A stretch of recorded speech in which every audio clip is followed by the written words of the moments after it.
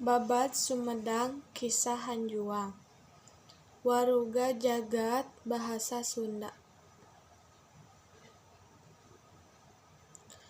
Tangkal Hanjuang mangrupakeun lambang kajayaan Karajaan Sumedang.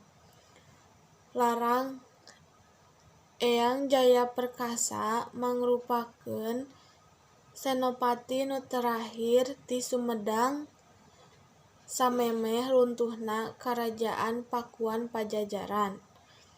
Eyang Jayaperkasa bisa nyalametkeun mahkota karajaan, Bino Kasih jeung atribut karajaan sejenna sarta dipasrahkeun ka Raja Sumedang Larang.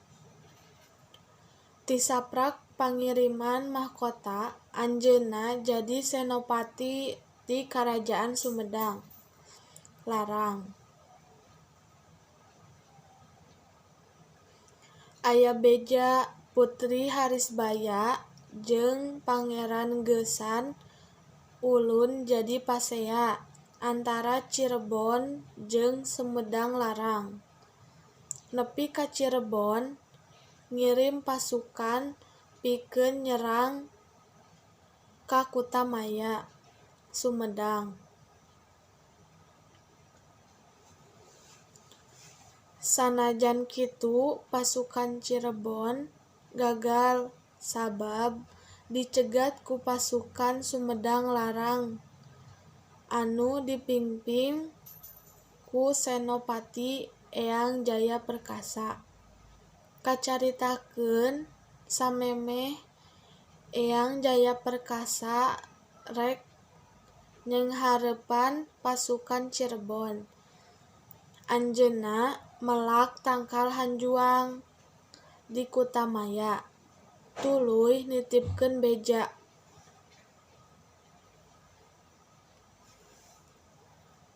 Lamun ieu tangkal Hanjuang masih seger tur hirup keneh, hartina kuring masih keneh hirup jeung ulah ninggalkeun Kutamaya, ceuk Eyang Jayaperkasa.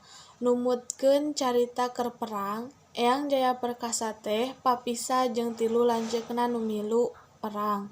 Salah sahiji dulurnana nu ngaranna Nangganan curiga yen Eyang Jayaperkasa teh geus gugur tina peperangan, tuluy mutuskeun balik ka Kutamaya pikeun mamatahan Pangeran Geusan ulun, pikeun mindahkeun puseur pamerantahan